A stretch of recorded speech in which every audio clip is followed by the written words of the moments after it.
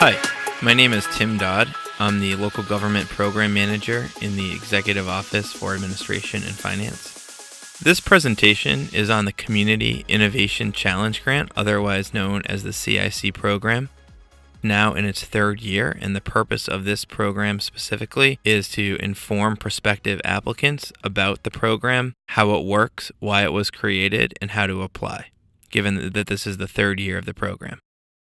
Overview.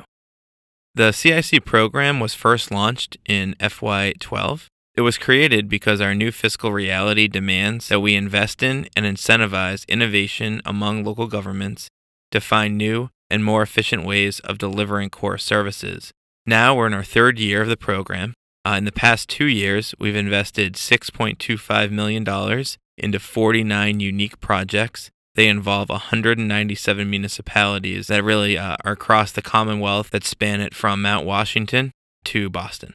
The program identifies compelling strategies to assist cities and towns throughout the Commonwealth in maintaining critical local services and stretching every taxpayer dollar as far as possible, given our new economic realities that we're all faced with every day. Program purpose. The purpose of the program is to provide significant incentives and financial support for one-time or transition costs related to improving local government service delivery efficiency and service quality. It's really a public sector version of an entrepreneurial startup program where we're seeking to invest in quality programs that are going to incentivize new innovative projects at the local level that will ultimately change the way that we do business. Eligible applicants. The line item language that authorizes the program specifies eligible applicants that include municipalities, regional school districts forming a regional district or regionalizing services, regional planning agencies and councils of government, counties, and special municipal districts. Groups of any of these types of entities can apply together to establish regional projects. So in other words, a regional planning agency could work with a group of towns, a school district could work with a municipality, etc. Eligible use of funds. Funding may be used for planning and implementation, which could include either regional projects or internal efficiencies. So single municipalities or other entities such as regional planning agencies or school districts are allowed to apply on their own, but regional projects are also allowed. Funds may be used for one-time or transitional costs or seed money to start a new program.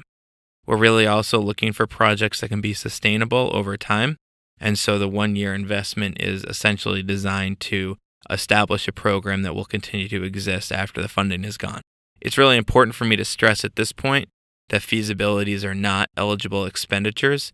The goal of the program, again, is to design and implement projects, not to study projects that could happen in the future. Review process.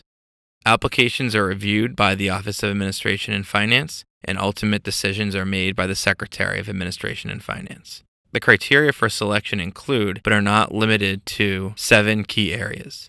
The first is innovation. Is this an innovative project that has the potential to change the way that government does business? Potential for greatest impact. This isn't necessarily the number of people who are impacted or the number of communities involved. Rather, it's the greatest impact to change the way that government has done business in the past. Is this a new innovative model that can change the way things have been done? Cost savings and or other tangible benefits. By no means are you required to identify specific cost savings in your application. However, you may do so. Some benefits need to be realized. Those benefits could take different phases, could include new use of technology, increased hours of service, etc. Demonstrated feasibility of successful implementation. In other words, a solid footing demonstrated in your application, so that we can see that you've already done some studying, some planning that would lead us to believe that this project, if we invested in it, would be successful. Readiness for implementation. This really speaks to the same component. Has the groundwork been laid for this to be successful? And specifically, also, does it include the political buy-in for it to be, quote-unquote, politically shovel-ready, in that does it have the buy-in from the participating communities and stakeholders in all the communities? Speed of project timeline for completion. I'll talk about timeline in a few minutes, but typically you will have up until December of 2014 to complete the project, so roughly 10 months from when the project will actually start in the late winter, early spring of 2014. Again, we want to make sure that this has the potential to or will finish on time. Finally, potential applicability to other local governments. We're very interested in projects that are going to be able to develop replicable models that other communities can use in the future. It's also important to note at this time that projects that receive funding in FY12 or FY13 may apply. The cap is $200,000 as part of the program to expand the scope and or the number of participating communities. We do not provide funding for a second or third year to continue to sustain a program, but we could, again, through the competitive process, identify areas of expansion and decide to fund those. Application components. The application consists of multiple components. Several of them are very straightforward, such as the title, the amount of the request. For new applicants, the cap is $500,000. Identification of the lead applicant entity, lead applicant primary contact, lead applicant secondary contact, type of participating entity, in other words, is it a school district or a regional planning agency, etc. All participating entities, so a list of all of them that are participating. The purpose of the grant, in other words, is it a regional project? Is it one town doing it? Benefits, I think, requires a little bit of extra explanation. We're really looking for you to identify, as I mentioned earlier, cost savings or other benefits for all the different entities that are involved. This may include the removal of redundancies, reductions in personnel, or unfilled positions that are eliminated. Other benefits could include things like an enhanced level of public service, improvements to organizational or management structure, improved public access to services, a more efficient level of service, improvements in qualifications or efficiency of staff, increased hours of operation, new online availability, or a reduction in capital facilities to maintain. Cost impact. For each participating entity, it's important to identify any new costs that will be incurred and how the costs will be paid for or offset. Describe how the new initiative will be sustained and financially viable for the long term once established. Again, that's a key component of the review process because, again, we're looking to invest in projects that we hope can be sustained in the long term. Measures of success. As you may know, the Patrick administration, in addition to many municipalities, focus on performance management, being able to identify measures and outcomes and collect data towards them. The CIC program really is part of that in that we want successful applicants to be able to identify an approach to collecting, evaluating, and measuring the success of their initiative. This includes the success of implementing the proposed budget and the success of the initiative or reform going forward once implemented. As part of the contract process, we'll ask you to identify measures and we'll work with you on that.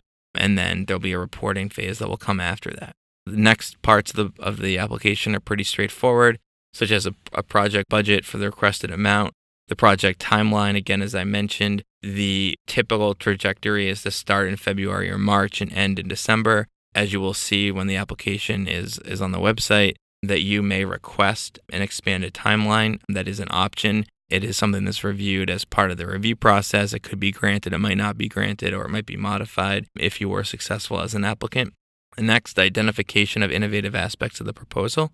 Potential applicability to other local governments. Again, this is really a key part of the program. Certainly, if you apply and you're successful, we're investing in you and your project and hope that it succeeds. But we also, in addition to helping your community, we want this to be something that will help other communities by developing new models that can be used across our 351 municipalities. And the last two, evidence of commitment among applicants and participants, and the local support documentation form. The local support documentation form is really our way of ensuring that there is local buy-in. Again, this is not a feasibility study program, and as a result, we're looking to invest in things that can be implemented in a year. And because of that, we want to ensure that there is local support. The chart explains who needs to sign, but for example, if it's a town with a board of selectmen does need to sign off on it. Same thing if it's a city with a mayor. And that goes for all the participating applicants, not just the lead applicant, because we want to ensure that all the partners also have buy-in into the program. Contract process. All successful applicants will enter into a contract using the state standard contract form with the Executive Office for Administration and Finance. And again, unless an extended timeline is requested and granted, the typical trajectory is for contracts to begin in February or March 2014 and to end in April of 2014. As I did mention, you might be confused right now. I thought he said December. The way the contracts are structured is that the deliverables typically end in December and then you have 3 months under your contract to file your final report. And your final report is basically your best practices document that I kind of talked about earlier in terms of how you'll show other municipalities what you did if they're interested in doing something similar. Grant disbursement. This chart shows how grant funds are dispersed.